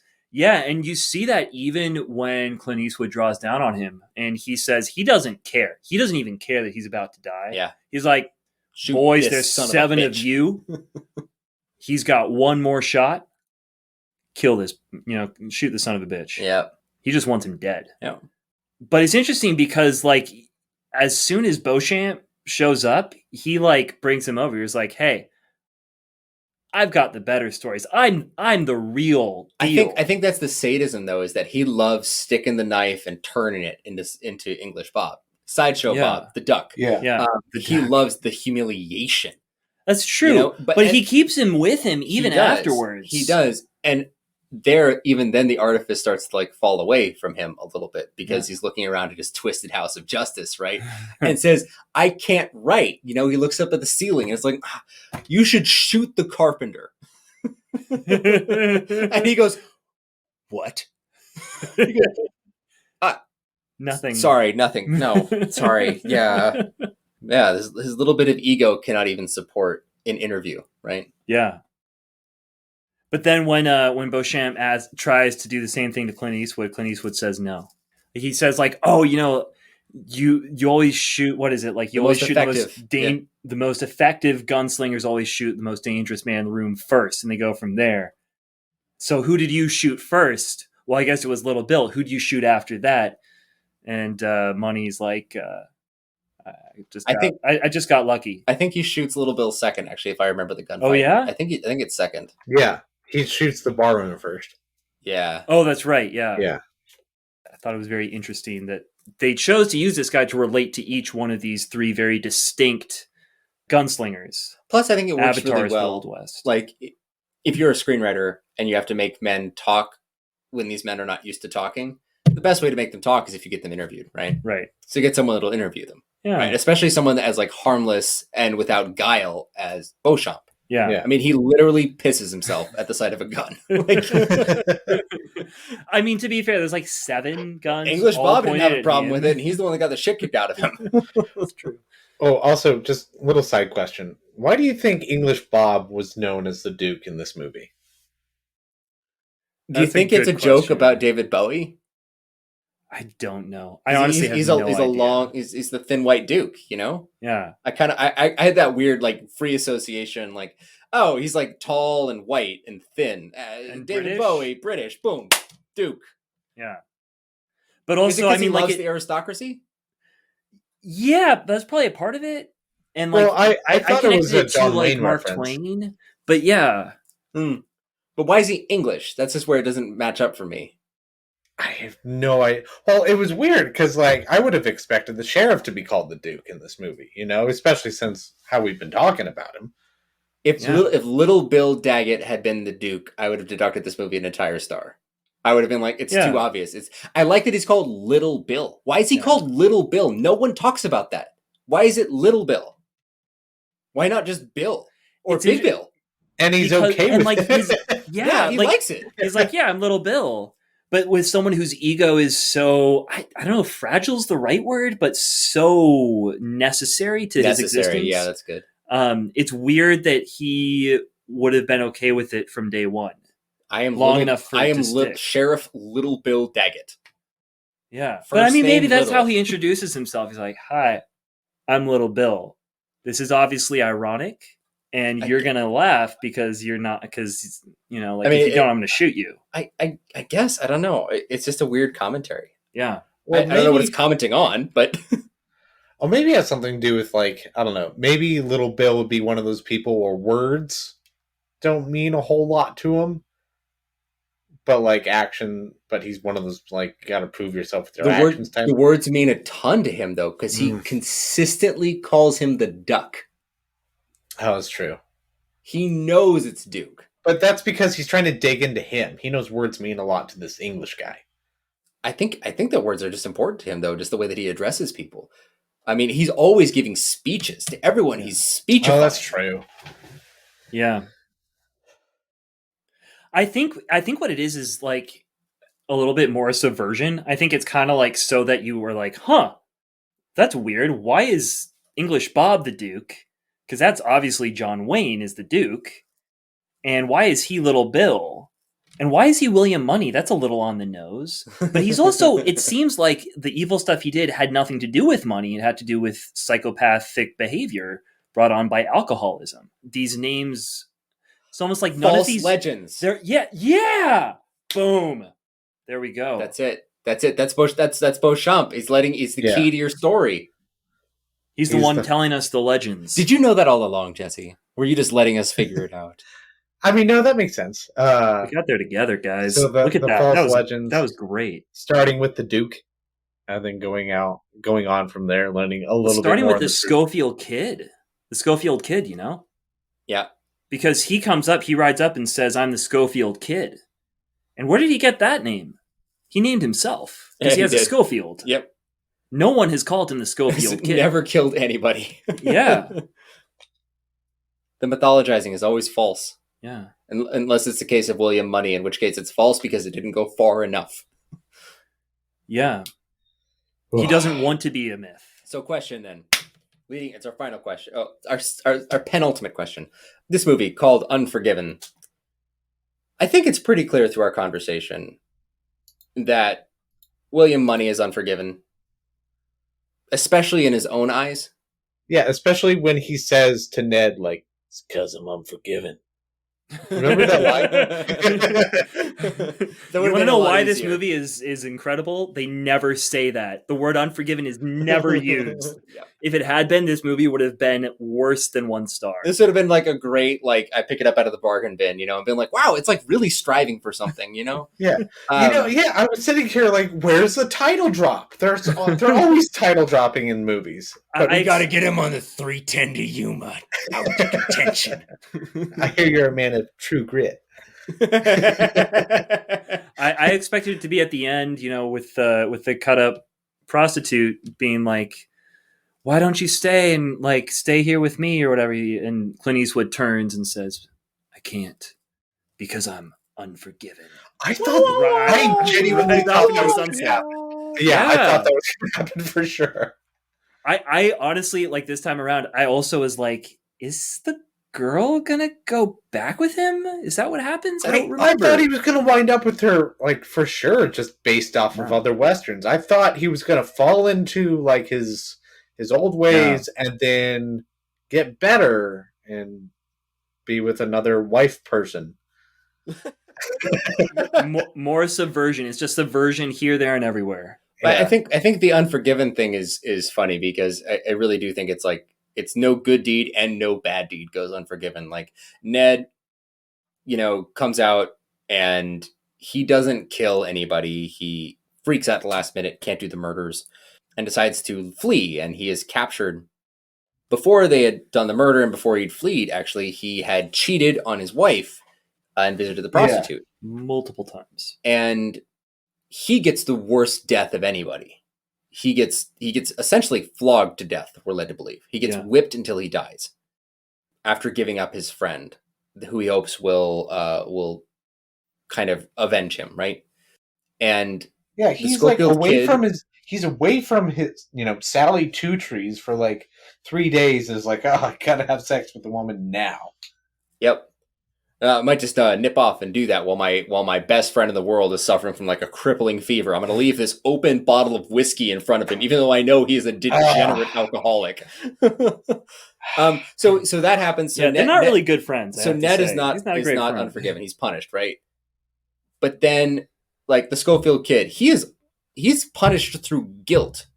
He finally gets what he wants, right? He's going to live the rest of his life, feeling regret. Do you want my gun? I won't need it anymore. I will never use it again.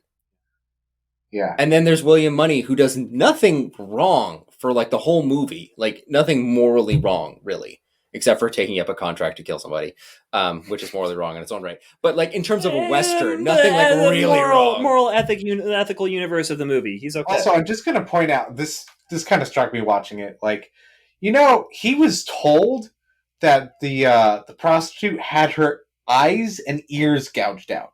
and her breasts as And her well. breasts. breasts. Yeah. And he tells that to Ned, and then he meets her. Like, he has to realize there's a dissonance in what he was told and what she looks like. And then he chooses to go off and kill the people. Like, she has scars, but her scars are mostly healed. Like, when you say the face was cut up and her eyes were gouged out versus she got her face cut up and she has visible scarring, not like she's not been maimed. Yeah. You know? She hasn't been maimed. Like, that's a different story. Like, you're no longer killing for her. It seems like you're going well beyond what was deserved. In for a penny, in for a pound. Yeah. Yeah. I mean, I think, like, it's still pretty horrible, but I think that's on purpose. Yes. Like, I wonder if first draft they had that happen and they're like, you know what would be even more interesting with the character is if it's made very clear that he's not really doing this because he's a good guy, but it's more about the money. It's because he needs some money because he can't 500 deal for with each. Those pigs any longer. And no one's got the fever, Paul. Yeah. No, hang on. The final thing though with Money though is that when he suffers so much, everything seems set against him. He gets cold, he gets the fever, he keeps falling off of his horse. Like, nothing is really working out for him until his friend dies and he realizes, like, I'm going to accept almost like the come hither gesture of the succubus, and he starts drinking the whiskey on his horse. Yeah. And ever since then, I don't know if you guys noticed, it was a brilliant touch by him. He starts to walk straighter. Yeah. He doesn't hunch anymore. His words are clearer. He doesn't halt in his delivery. He's very clean and matter of fact. Like, everything about him subtly changes into a much more confident and intense presence. And he does away with everyone, but he doesn't want more than that. He takes exactly as many people as he needs to kill, lets people go, walks out, says, "Don't kill me. I'm done. I'll shoot you," and leaves. It's almost like some sort of cosmic balance was set in place.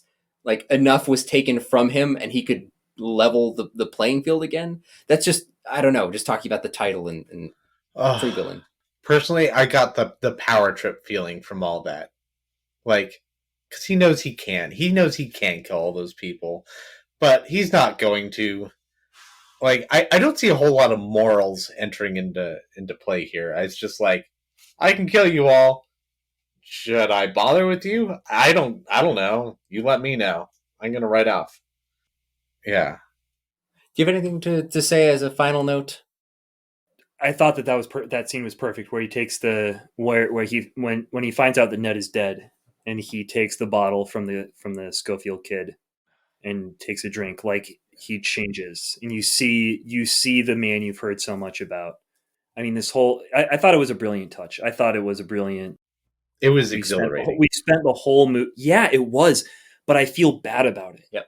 And that's I think, I don't know. You're watching him break bad again, you know? Yeah, you are, but it's more than that. Like, this whole movie, what I have wanted is to see the William Money that is a legend, that we keep hearing Ned sort of allude to and him regret, and the Schofield kid want to see.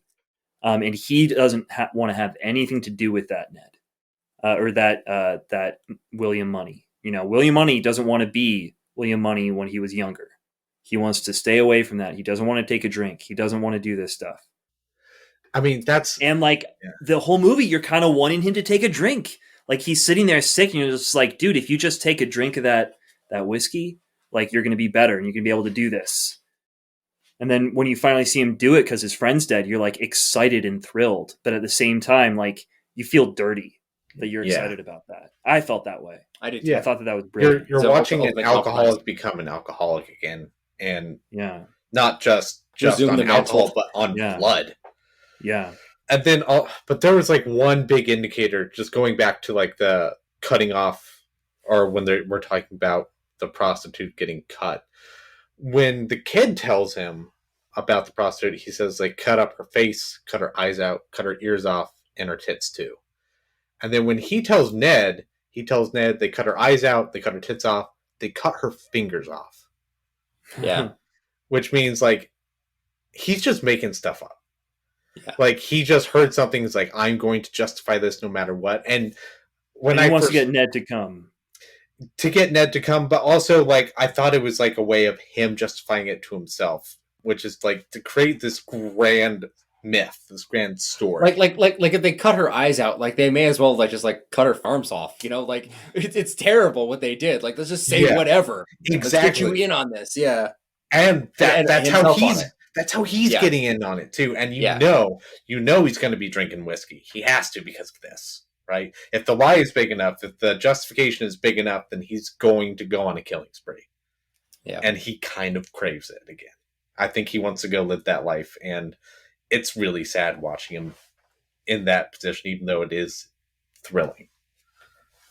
This movie is actually the story of a midlife crisis. Nobody was like a modern day Unforgiven. I will say that now. Nobody starring Bob Odenkirk is a lot more like Unforgiven than a lot of things. Great. Put it on the list. Do it. But for all of us here, then, we have to ask the question that we always do. Is Unforgiven a dad movie? Jesse? Yes. Yeah, it's a dad movie. It's going to be hard to show this. I'm never going to watch this with my daughter. This is like a father-son dad movie. I mean, like, I think I'm going to be talking about... This is always going to come up, right? If we're talking about Clint Eastwood and Westerns, like, this always has to come up in his career and in Westerns in general. Like, when we watch John Wayne, it's going to be hard to not think about this and not want to talk about this with my kids. This is a movie I want them to associate with me, with Westerns. This is a movie that I'll enjoy on my own, and I want to watch with them, at least my son, later. So yeah, it's a dad movie.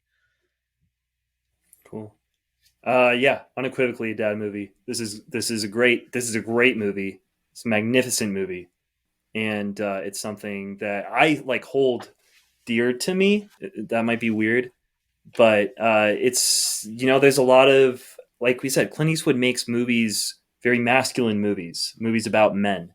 And so... manly men. Exactly. There we go. I think there are exactly 2.5 men in our main three characters. just to push that joke a little bit further. I don't know why I did, but I did. There we go. Sorry. Yeah. So yes, I think it is a dad movie.